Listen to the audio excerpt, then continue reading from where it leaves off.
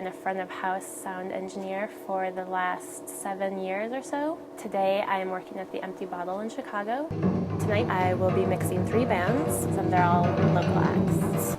I was just going to show you a channel strip and talk about everything that goes into making a single channel strip.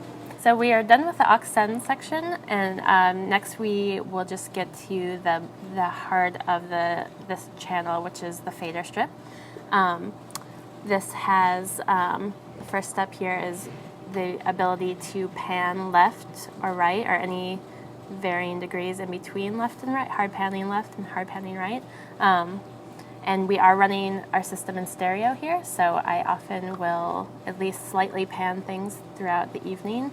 I tend not to use the hard panning here just because there are some very distinct areas in the club that if you hard pan anything, you will miss hearing completely on the other side of the club. So as far as using it in a way that's typical of kind of mixing in a stereo field, I don't tend to use the pan in that way here at the Empty Bottle.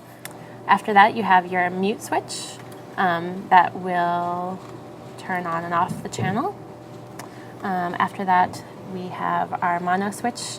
This sends everything that's coming into this channel to the mono out of the board. We are not using our mono out, but if you were sending something to a separate recording, or you're using your mono out, as opposed to the left and right out, which is what we're using here at the Empty Bottle, you would have the ability to send this channel, anything that comes after this fader, to the mono out of the board. After that, we have our left and right. This is just sending the channel to our left and right out directly.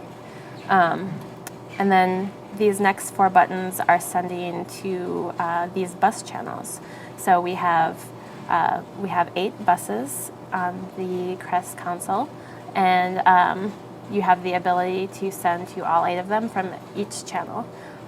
If I wanted to send to 2 channels at once, I would, let's say, select bus 1 and 2, or group 1 and 2, and I would, with the pan set at in the middle here, you would be sending the same amount of whatever was coming into this channel to both groups 1 and groups 2.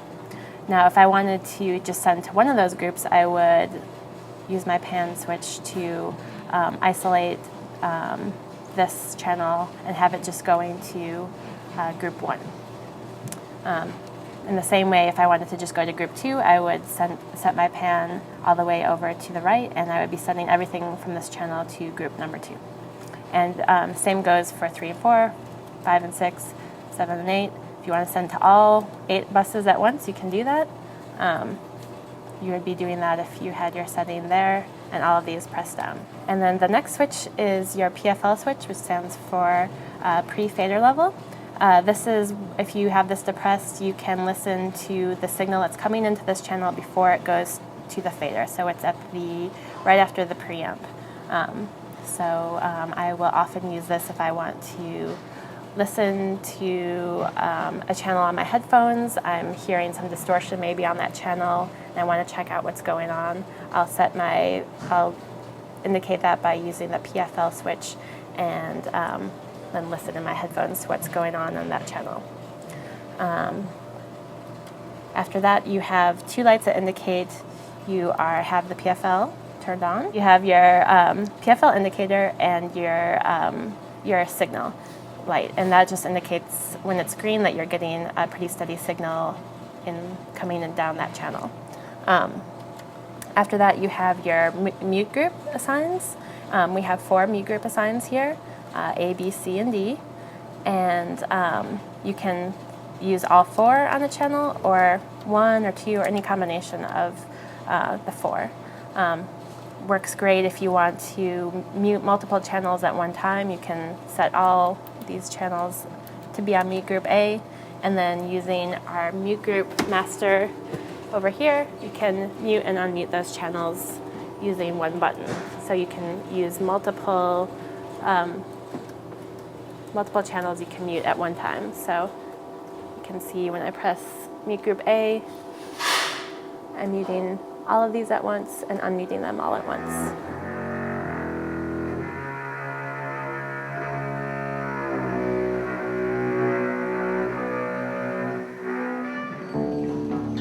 One thing that makes it good for this particular venue is its size. We have 28 channels that we can use. We have a 24-channel snake, so we have 4 channels that, besides the snake, that we can use for other things as well. Things that are different with this versus other boards I've used, there isn't that variable high pass filter that's usually pretty standard for consoles of this size. This board does not have it, but the workaround for that is using that shelving, variable shelving. So it doesn't totally have the variable high pass, but it has something similar, so that makes it okay to use. Another thing that makes it different than other boards of this size is it has, as opposed to having VCAs, it has groups.